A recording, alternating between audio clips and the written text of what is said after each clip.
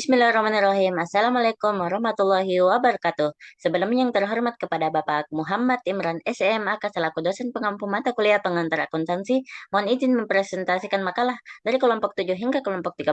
Tapi sebelum itu, yo minasan konnichiwa tomodachi, watashi no namae wa Muhammad Jahrun desu. Nimuto 20240510303023. I'm from class A, Sharia Business Management Study Program. Baik, langsung saja di sini saya akan menjelaskan makalah kelompok 7, yakni penerapan pengendalian internal dan pengelolaan cash dalam perusahaan.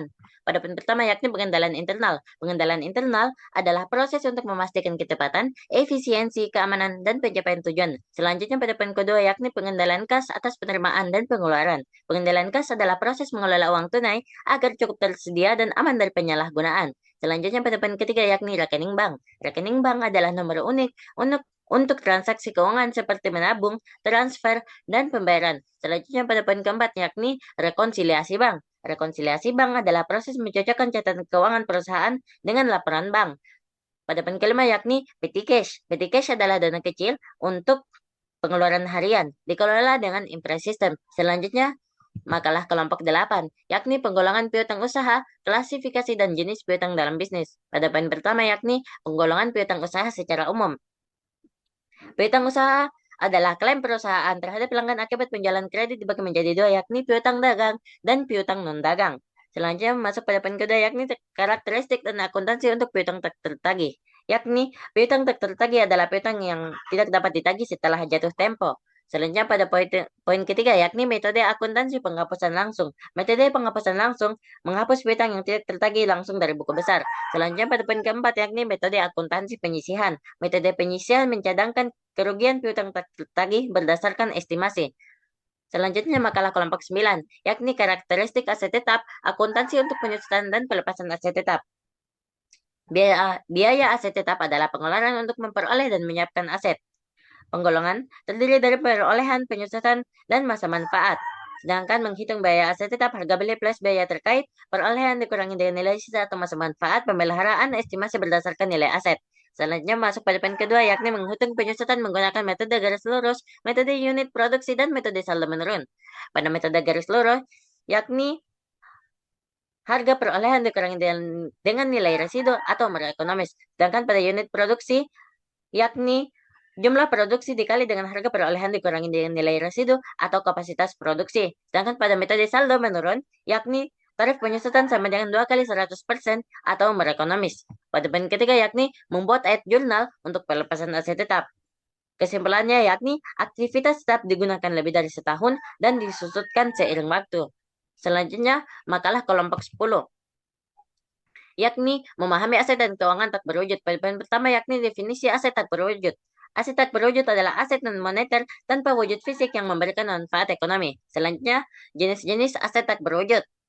Aset tak berwujud mencakup hak kekayaan intelektual atau HKI, goodwill, dan aset lainnya. Selanjutnya, pentingnya aset tak berwujud dalam bisnis. Aset tak berwujud memiliki penting dalam bisnis karena meningkatkan pendapatan, hemat biaya, dan pertumbuhan. Selanjutnya, penilaian dan akuntansi aset tak berwujud. Penilaian aset tak berwujud meliputi metode pasar, metode biaya, dan metode pendapatan. Selanjutnya, strategi pengelolaan aset tak berwujud. Pengelolaan aset tak berwujud melibatkan identifikasi dan inventarisasi, penilaian dan evaluasi, pelindungan dan perawatan, dan pemanfaatan, serta monetisasi. Selanjutnya, tantangan dan risiko aset tak berwujud. Tantangan pengelolaan aset tak berwujud meliputi penilaian sulit, risiko pelanggaran, dan kehilangan nilai. Selanjutnya, makalah kelompok 11, yakni liabilitas lancar, gaji, dan pajak penghasilan. Pada poin pertama yakni liabilitas lancar. Liabilitas lancar adalah kewajiban yang harus dibayar dalam waktu 1 tahun atau siklus operasi perusahaan, mana yang lebih lama. Selanjutnya masuk pada poin kedua yakni bagian utang jangka panjang yang jatuh tempo dalam jangka pendek. Bagian utang jangka panjang yang jatuh tempo dalam 1 tahun tergolong liabilitas lancar. Selanjutnya, wesel bayar. Wesel bayar adalah surat bukti hutang yang berisi janji tertulis untuk membayar sejumlah uang tertentu pada tanggal jatuh tempo. Selanjutnya kita masuk pada makalah kelompok 12 yakni tunjangan karyawan. Pada poin A yakni pengertian akuntansi meliputi register gaji, catatan penghasilan karyawan, dan jurnal umum.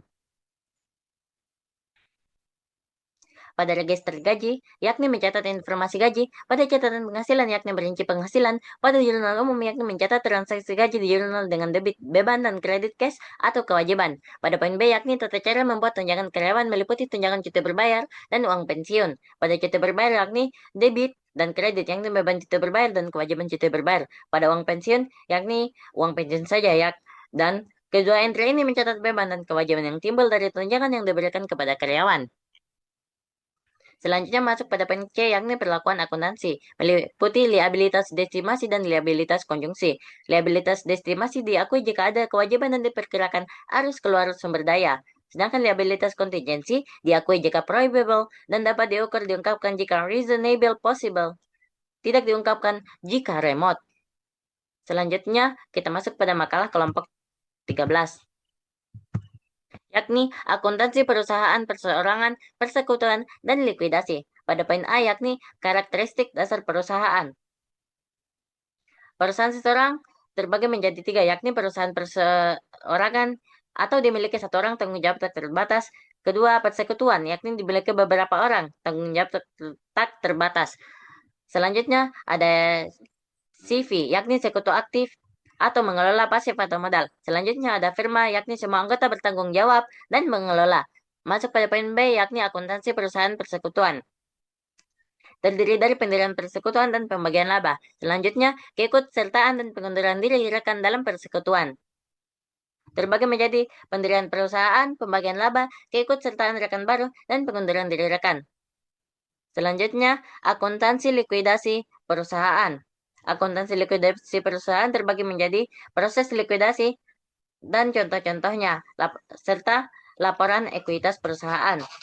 Mungkin itu saja yang dapat saya sampaikan. Semoga penjelasan saya dapat bermanfaat bagi kalian semua.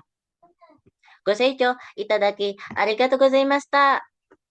Moichido, それだけです。ありがとうございました。じゃあまたね。Mantapu, jiwa. Wassalamualaikum warahmatullahi wabarakatuh. Jangan bersedih, berani kita